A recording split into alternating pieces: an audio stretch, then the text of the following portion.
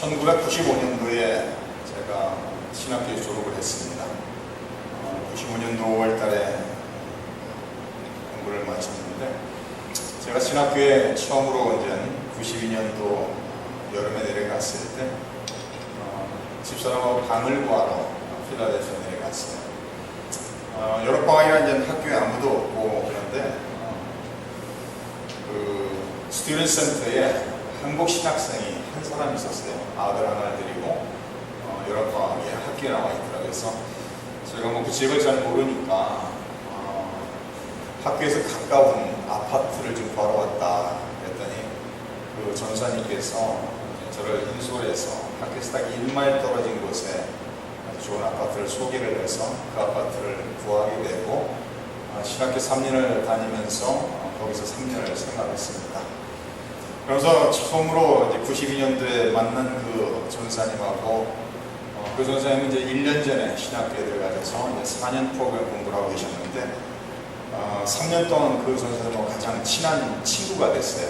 이제 단짝이 돼서 학교에서 공부도 같이 하고 운동도 같이 하고 3년 내내 정말 절친한 친구가 됐습니다. 그래서 그 전사님도 이제 4년 프로그램을 마치면서 95년도 5월 달에 저랑 같이 졸업을 하게 됐는데 95년 3월 15일 날 제가 날짜도 정확히 기억을 하는데 그 사모님이 암에 걸려서 암이라는 진단을 받았습니다. 그 전사님은 신학대학을 4년을 졸업하고 지금 신학대학원 와서 4년을 공부를 하시면서 8년 동안 그 사모님께서 그 전사님 뒷바라지를 하신 것이죠. 아들 하나 딸 하나 저희 아이들과 비슷한 나이 또래 아이들이 있었는데 95년 3월 15일 날 졸업을 2달 앞두고서 암 판결을 받았어요. 그래서 제가 그 당시 학교에서 학생들이 같이 많이 모여서 가장 친한 친구였기도 하지만은 하나님의 종으로 부르심을 받아 8년 동안 공부를 했는데 마지막 단계에서 암 판결을 받아서 학교에서 한국 학생만이 아니라 외국 학생, 교수들 다 해서 이렇게 기도 모임을 많이 했습니다. 그래서 학교가 이제 5월 달에 마칠 때까지 한 2달 넘도록 거짓 매일 기도를 했어요.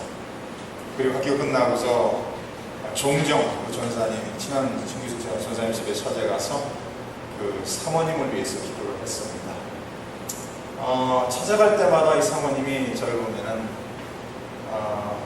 전사님 그 큰 손으로 안수기도 하면 나을 것 같아요. 이런 얘기를 하세요. 전사님 큰 손으로 안고 나한테 안수기도 해주면 나을 것 같아요. 그래서 열심히 손을 잡고 손 얹고 기도를 참 많이 했습니다. 그런 후에 정확히 1년이 지나서 1996년 3월 15일 날 암 판결을 받았는데 정확히 1년이 지나서 3월 15일 날 주님 품으로 가셨습니다. 그 당시 아이들이 5살, 4살 딸 아들을 두고 참 그렇게 간절하게 살고 싶었는데, 그리고 수많은 사람들이 신학교에 있는 모든 학생들이, 모든 교수들이 함께 1년 동안 계속 기도를 했어요.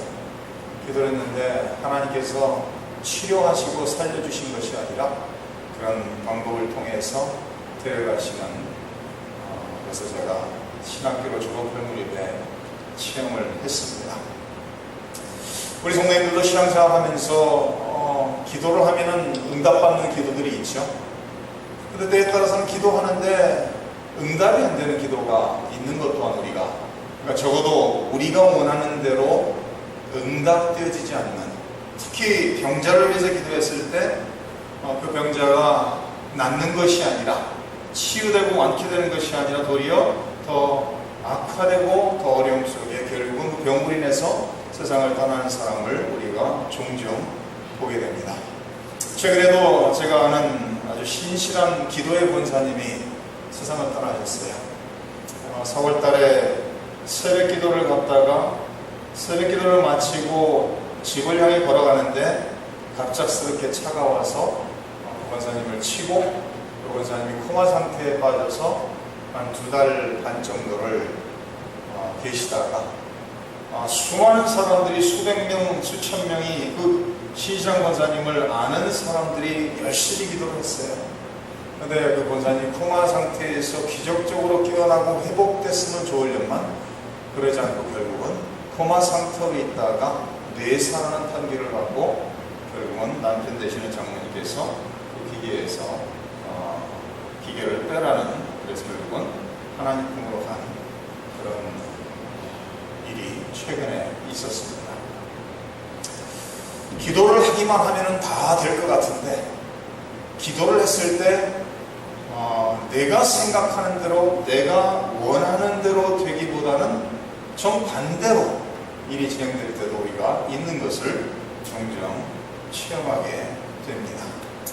오늘 말씀 속에서는 분명히 우리에게 이 기도의 원리를 주시고 있는 말씀이라고 생각이 되어지죠. 너희 중에 고난당하는 자가 있느냐? 그는 기도할 것이요, 고난당하는 사람이 있으면 기도하라. 오늘 말씀 속에서는 13절, 14절 속에 세 가지의 질문을 하면서 그 세 가지의 질문에 대한 답을 주시고 있는 말씀으로 오늘 본문이 전개되는 것을 볼 수가 있습니다. 첫 번째 질문은 너희 중에 고난당하는 자가 있느냐라는 질문이에요. 고난을 당하는 자가 있다면 이렇게 하라면서 그는 기도할 것이요, 인생을 살아가면서 어려움을 당한다면 이 영어는 트러블이라고 번역이 됐고 다른 번역에서 suffering이라는 단어로 번역이 됐습니다.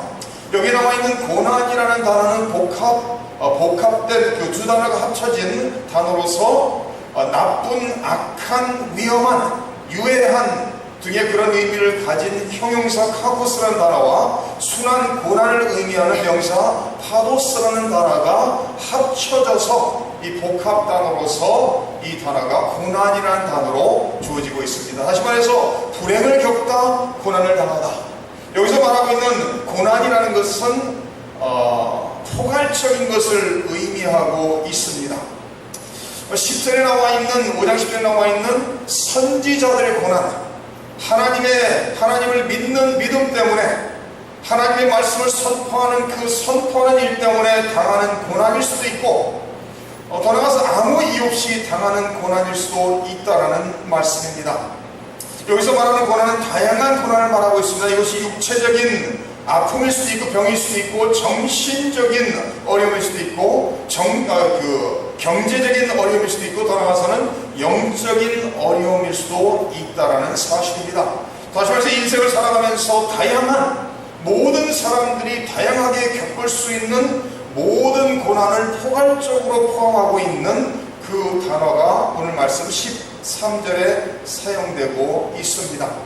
고난당하는 사람이, 다시 말해서 인생의 어떤 어려움이든지 이것이 육적이든지 영적이든지 경제적이든지 자녀에 대한 것인지 가정적이든지 상관없이 어떤 어려움을 당하든지 간에 어려움을 당하는 사람이 있느냐? 그러면 기도하라는 거예요. 어떤 어려움이든지 그 어려움을 당했을 때 근심 걱정하며 불평하며 원망하는 것이 아니라 천하만물을 창조하신 창조주 하나님 앞에서 하나님을 의지하면서 기도하라고 말씀하고 있습니다. 고난당하는 자가 있느냐? 기도할 것이라고 말하는 이 기도하라는 말씀은 현재형 명령으로 되어 있습니다. 다시 말해서 고난을 당하고 있다 그러면 기도하기 시작해서 계속 기도하며 끊임없이 하나님만을 바라보며 하나님만을 의지하면서 기도하라고 말씀하고 있습니다. 인생을 살아가면서 우리는 다양한 어려움들을 겪을 수가 있죠. 그것이 육체적인 질병일 수도 있고 경제적인 어려움일 수도 있고 가정적인 어려움일 수도 있고 영적인 어려움일 수도 있고 다양한 어려움들을 우리가 겪을 수 있습니다. 그럴 때마다 우리는 하나님 아버지 앞에 먼저 나가고 하나님께 나가서 계속 하나님만을 의지하며 하나님의 도움을 구하는 기도의 사람들이 되어야 된다라고 성경은 말씀하고 있습니다. 기도하라고 명령하고 있다는 말씀입니다. 골로새 4장을 보면 기도를 계속하고 기도에 감사함으로 깨어 있으라고, 기도를 항상 깨어서 기도하라고 말씀하고 있습니다. 에베소서에도 모든 기도와 간구로 하되 항상 성령 안에서 기도하고 이를 위하여 깨어 구하기를 항상 힘쓰며 여러 성도를 위해서 기도하라. 성령 안에서 모든 성도를 위해서 기도하며 더 나아가서는 내 자신을 위해서 모든 어려움과 역경과 고난을 위해서 항상 기도하라고 성경은 가르치고 있습니다. 하나님의 자녀들이 기도하는 것이 하나님의 뜻이라고 우리가 너무나도 잘 아는 데살로니가전서 5장에 기록하고 있죠. 쉬지 말고 기도하라. 계속해서 쉬지 말고 기도하라. 이것이 바로 예수 안에서 우리를 향하신 하나님 아버지의 뜻이라고 기록하고 있습니다. 기도는 하나님의 자녀를 향한 하나님의 명령으로서 우리에게 주어졌다라는 말씀입니다. 기도는 해도 되고 안 해도 되는 것이 아니라 모든 상황 속에서, 어려움 속에, 고난 속에 하나님 아버지를 의지하며 하나님께 찾아가 하나님을 붙잡고 하나님께 기도하라고, 하나님의 도움을 구하라고 성경은 가르치고 있습니다. 왜냐하면 우리 하나님, 우리를 사랑하시는 하나님으로서 우리에게 관심을 가지고 우리를 돌아보시는 하나님이라고 성경은 말씀하고 있습니다. 너희 염려를 다 주께 맡기라. 이는 그가 너희를 돌보시라고 베드로전서에 기록하고 있습니다. 우리 성도님들의 삶 속에 어려움이 있으면 주저하지 마시고, 우리 성도님들의 삶 속에 고난이 있으면 그것을 괴로워하고 힘들어하고 걱정, 근심 속에 쌓여서 원망하거나 불평하거나 사람을 바라보는 것이 아니라 하나님을, 천하만물을 창조하신 능력의 하나님을, 우리를 사랑하시는 하나님을 바라보시며 하나님께 언제든지 어디서든지 항상 나가시기를 주님의 이름으로 축원합니다. 그 두 번째 질문은 무엇이죠? 두 번째 13절 하반절에 두 번째 주어지는 질문은 즐거워하는 자가 있느냐? 그는 찬송하라는 거예요. 즐거우냐 기쁘냐? 그렇다면 하나님을 찬송하라고 명령하고 있습니다. 첫 번째, 고난당하는 자가 있으면 하나님을 의지하고 기도하라고 명령하시면서, 두 번째로 정반대로 기쁘고 즐거운 사람이 있느냐? 그러면 하나님을 찬양하라는 거예요. 우리가 어려움을 겪게 되면 하나님께 나가게 되죠. 사람을 다 바라보고 우리가 할 수 있는 모든 것을 다 한 후에 우리의 힘으로 도저히 감당이 안 될 때, 그때가 되면 모든 사람은 하나님께 나갑니다.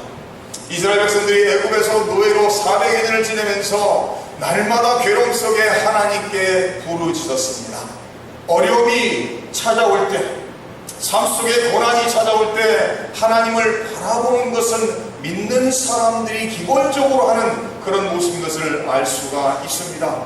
그러나 성도들이 평안하고 즐겁고 행복하고 기쁠 때 하나님을 찾아가지 않고 도리어 하나님을 잊어버릴 수 있다는 것을 우리는 기억해야 됩니다.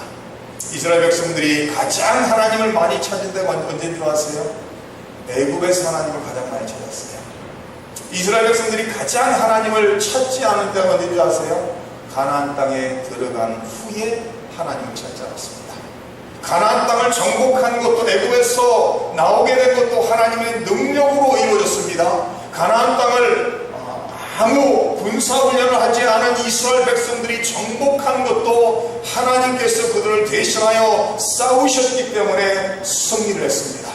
첫 번째 여리고성을 하나님께서 무너뜨리시고 하나님께서 이스라엘 백성들에게 승리를 허락하신 것을 볼 수가 있습니다.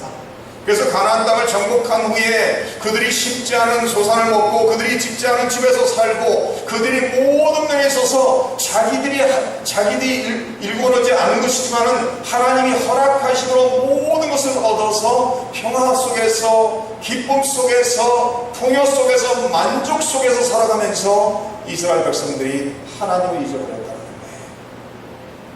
예수 믿는 사람들은 마음이 평안하고 기쁠 때도 하나님을 잊어서는 안 됩니다. 왜? 평안하고 기쁜 것이 하나님의 은혜로 주어졌기 때문에 그런 상황 속에서도 하나님께 찾아가 하나님을 찬양해야 된다는 거예요. 바로 하나님의 은혜로 말미암아 평안과 하나님의 은혜로 말미암아 즐거움을 누리게 됐으니 우리에게 행복을 주시고 기쁨을 주시고 만족을 주시는 그 하나님께 찾아가 하나님을 찬양하며 감사하며 하나님을 영화롭게 해야 된다라고 성경은 가르치고 있습니다. 고난 속에 있으면 기도하라는 겁니다. 즐거움 속에 있으면 하나님을 찬양하라고 가르치고 있습니다. 그러면서 14절에 가서 세 번째 질문은 너희 중에 병든 자가 있느냐? 그는 교회의 장로들을 청할 것이요 그들은 주의 이름으로 기름을 바르며 그를 위하여 기도할지니라. 믿음의 기도는 병든 자를 구하리니 주께서 그를 일으키시리로다. 혹시 죄를 범하였을지라도 사심을 받으리라. 그러므로 너희 죄를 서로 고백하며 병이 낫기를 위하여 서로 기도하라. 의인의 간구는 역사하는 힘이 많다라고 성경은 기록하고 있습니다. 세 번째 질문은 병자가 있느냐? 육신적인 질병이 있느냐? 병이 들어 아파 누워있느냐? 그렇다면 교회에 청하여 교회의 장로들을 불러서 그들이 기름을 바르며 주의 이름으로 믿음으로 기도하라고 성경은 가르치고 있습니다. 다시 말해서 믿음의 사람들을 교회 지도자를 불러서 그들의 기도를 받으라고 성경은 가르치고 있습니다. 고린도전서 12장을 보면 우리는 그리스도의 몸의 지체라고 가르치고 있죠. 우리 모두는 그리스도의 몸의 지체라고 성경은 말하면서 우리 모두는 그리스도 안에서 한 피를 나는 그리스도 안에서 한 가족이라고 성경은 가르치고 있습니다. 우리 성도님들이 육신의 어느 부분이 아프면은 그 한 부분만 아픕니까? 아니면 몸 전체가 다 아픕니까? 몸이 아플 때 어느 부분이 아프다 해서 그 한 부분만 아픈 사람은 없죠. 그 한 부분이 아픔으로서 그 한 부분의 연약함으로서 온 몸이 함께 앓게 되는 것을 우리는 체험합니다. 그런 것처럼 하나님의 교회에서 하나님의 자녀들이 육체적으로 병들어 어려움 속에 있다면 그 전체적인 교회에 영향을 끼치며 모든 성도들에게도 어려움이 될 수 있다는 것을 성경은 말하면서 병든 자가 있다면 교회의 장로들을 교회의 지도자들을 초청하여 교회 지도자들을 통해서 중보 기도를 받으라고 성경은 가르치고 있습니다. 에이미 카마이크라는 분이 있습니다. 이분은 1900년 초반에 인디아에 선교사로 가셔서 사역을 하신 여자분입니다. 1913년도에 이 에이미 카마이클의 사역에 너무나도 중요한 동역자였던 포나멀이라는 여성도가 암에 걸렸어요. 그래서 하나님 앞에 이 말씀을 가지고 나갑니다. 하나님께서 분명히 병든 자가 있다면 장로들과 함께 그를 위해서 기도하면 하나님께서 그를 치유하신다고 하셨사오니 일으키신다고 했으니 하나님 이 말씀을 근거로 이 말씀을 붙잡고 하나님께 나아갑니다. 그리고 여러 성도들이 이 포나멀이라는 여성들을 위해서 열심으로 기도했습니다. 하나님 살려주시옵소서, 하나님 일으켜주시옵소서, 하나님 회복시켜주시옵소서 간절히 기도했어요. 근데 기도를 딱 끝난 후에 이 포나멀이라는 성도가 번쩍 일어나서 암치를 받고 사역하면 얼마나 좋겠어요. 근데 정반대로 기도가 끝난 후에 더 아프기 시작해서 기도가 끝난 후에 며칠 안에 세상을 떠났다는 거예요. 그럼 여기에 이런 질문을 던질 수가 있죠. 그러면 기도한 사람들의 믿음의 문제가 있었습니까? 저와 저희 신학교에서 모든 신학생들과 교수들과 목사님들이 함께 제 친구 사모님을 위해서 간절히 1년 동안 열심으로 거짓말 하루도 빠지지 않고 간절히 믿음으로 기도드렸는데 우리의 믿음의 문제였습니까? 그런 질문을 던질 수가 있어요. 우리 성도님들 어떻게 생각하세요? 기도하면 모든 병자가 낫습니까? 어떨 것 같아요? 만약에 기도하면 모든 병자가 낫는다면 무슨 문제가 생기죠? 모든 병원은 망할 것이고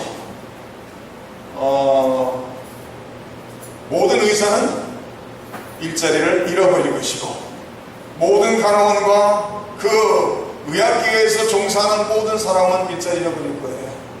그런데 오늘 말씀 속에서 분명히 주의 이름으로 기름을 바르고 믿음으로 기도하면은 하나님께서 분명히 치유하시고 일으키신다라고 분명히 말씀에 기록되어 있다는 사실입니다. 그러면 이 말씀을 어떻게 이해를 해야 되느냐라는 말씀입니다. 성경에 치유의 은사를 받았던 사람 중에 하나 사도 바울이 있죠. 사도 바울이 치유 은사가 있었습니다. 베드로도 치유 은사가 있었습니다. 그래서 죽은 사람도 살리는 역사가 있고 육신의 질병이 있는 사람들을 회복시키는 역사가 있었던 것을 우리는 성경을 통해서 볼 수가 있습니다. 그럼에도 불구하고 사도 바울을 통해서 치유함을 받지 못하는 사람도 많이 있었던 것을 성경은 기록하고 있습니다. 디모데후서 4장 20절에 드로비모라는 사람이 소개되면서 에라스도는 고린도에 머물러 있고 드로비모는 병들어서 밀레도에 두었다라고 기록하고 있습니다. 그러면서 바울도 자기의 육체의 가시라는 것을 말하면서 육체의 가시라고 성경에 번역된 그 내용을 대부분의 학자들은 육체적인 질병이라고 말합니다. 육체의 가시를 위해서 하나님께 나아가 사도 바울이 여러 번 기도를 합니다. 고린도후서 12장 이런 말씀을 기록하고 있습니다. 여러 계시를 받은 것이 지극히 크므로 너무 자만하지 않게 하시려고 내 육체의 가시 곧 사탄의 사자를 줬으니 이는 나를 서서 너무 자만하지 않게 하려 하심이라.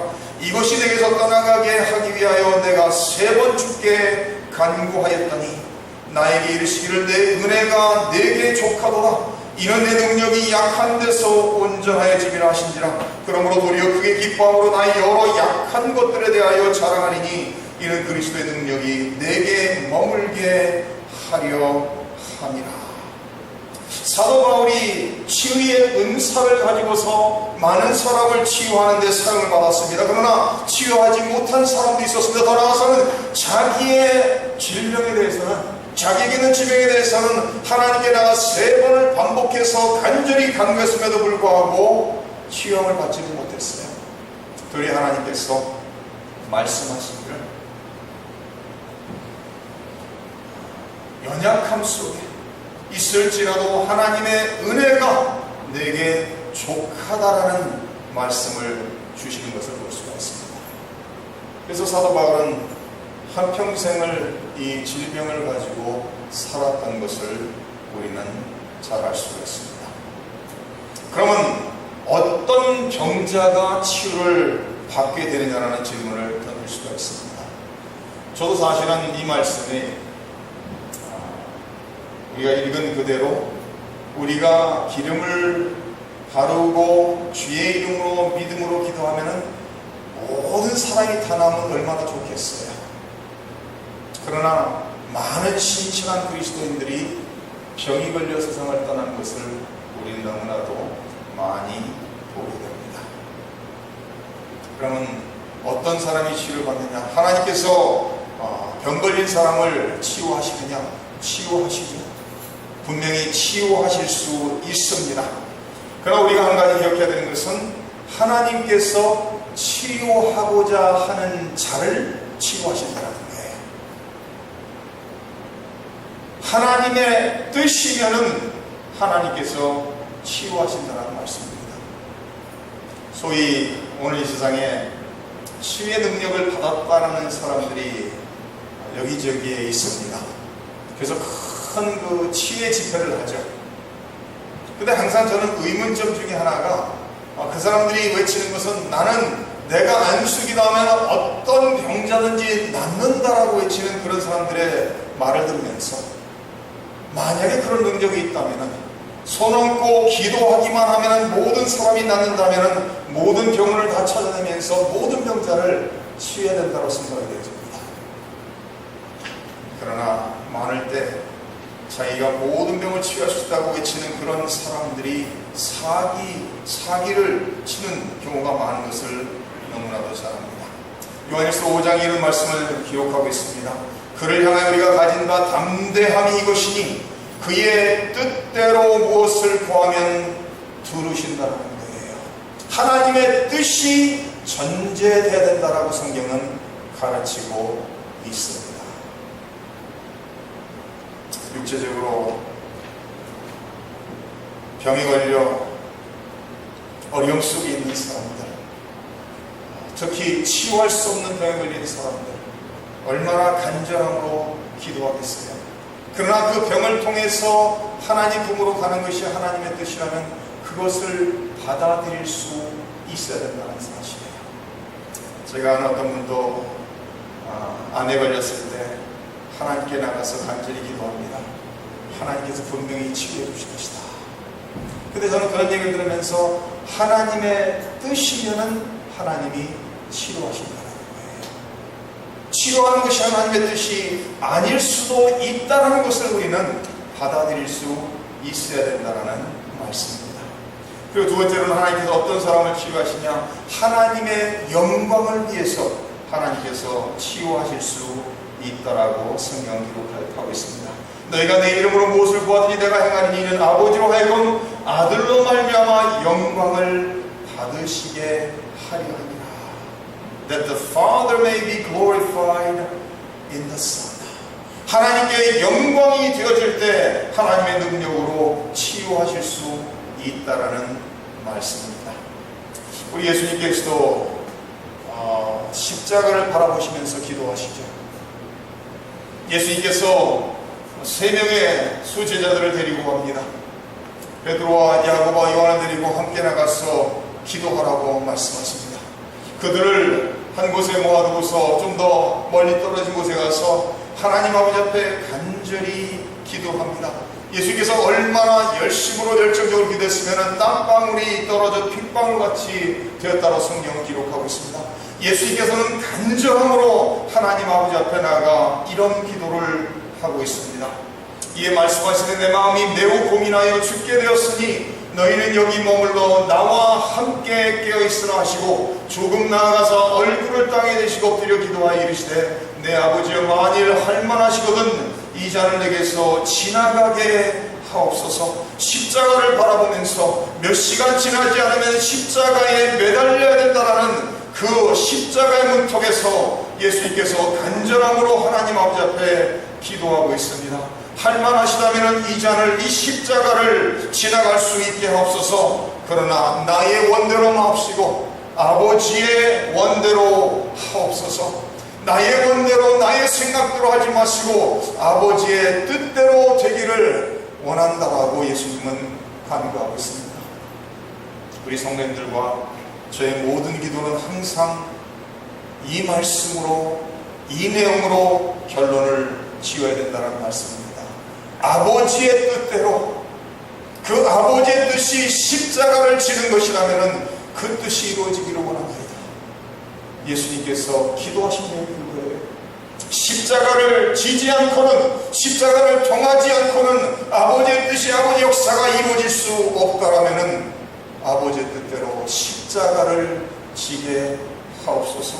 아버지의 뜻대로 십자가를 질 수 있도록 하나님 능력을 주시옵소서라고 기도하고 있다는 말씀입니다. 우리는 모든 것에 대해서 기도할 수가 있습니다. 고난을 당하고 어려움이 있을 때 당연히 하나님께 찾아가야 됩니다.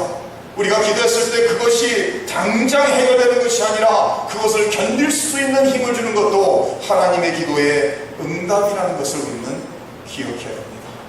하나님께서는 우리 삶 속에 일어나는 모든 일들을 통해서 더욱더 하나님의 뜻을 우리의 삶을 통해 우리의 삶 속에서 이루어 가시는 것을 우리는 기억해야 된다는 말씀입니다. 오늘 말씀 속에 한 가지만 잠깐 더 생각하고 마치는데요, 이런 말씀을 기록하고 있어요.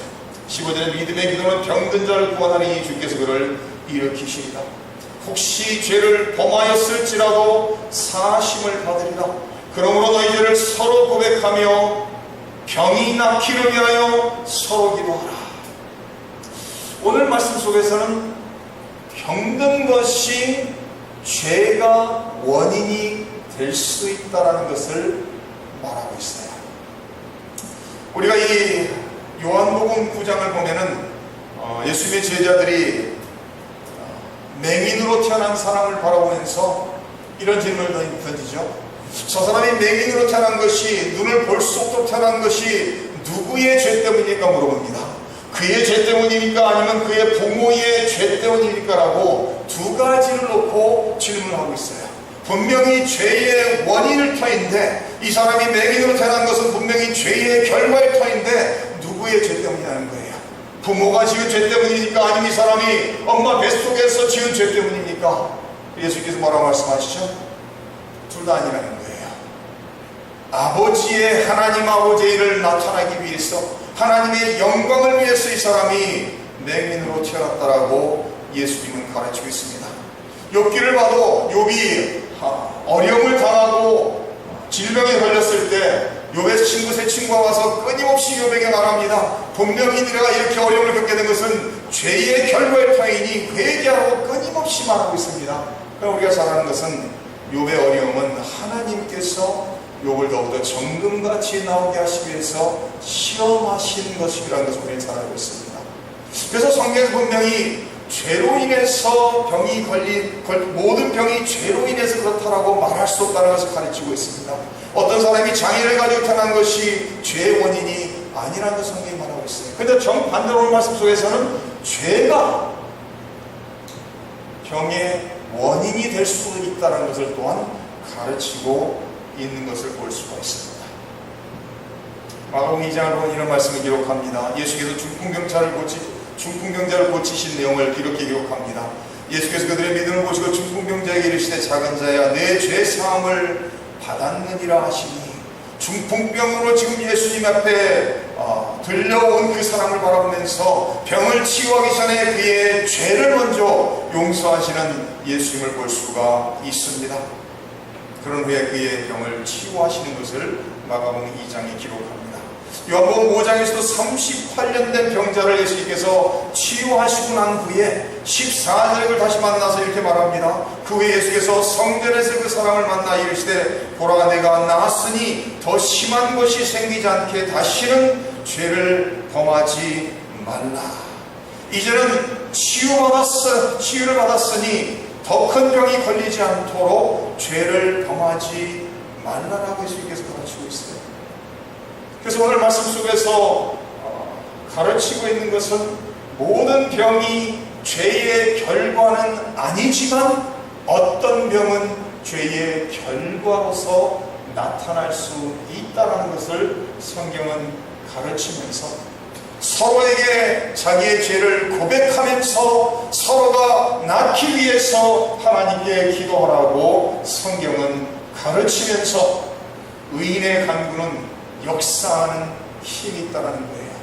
여기서 말하고 있는 의인은 믿음의 사람들이죠. 하나님을 의지하고 하나님을 바라보며 하나님을 믿는 믿음으로 살아가는 모든 믿음의 사람들을 가르치고 있습니다. 서로 위해서 기도하고 서로에게 죄를 고백하면서 모든 상황 속에서 하나님을 바라보며 하나님의 뜻을 생각하면서 하나님의 뜻이 이루어지기 위해서 하나님 앞에 나가 기도하라고 명령하고 있습니다. 우리 성도님들의 삶 속에 어떤 어려움이 있든지 하나님께 나가시기 바랍니다. 즐겁고 평화롭고 일이 잘 될 때는 하나님을 생각하며 하나님께 감사하실 수 있길 바랍니다. 만약에 병이 걸렸다면 하나님께 나가 하나님의 능력의 손으로 치유해 주기를 위해서 기도하시기 바랍니다. 그러나 예수님의 기도처럼 하나님 아버지의 뜻이 이루어지기를 바란다라는 기도를 하면서 하나님의 뜻을 위해서 모든 기도를 드리는 성도님들 되시기를 주님의 이름으로 축원합니다.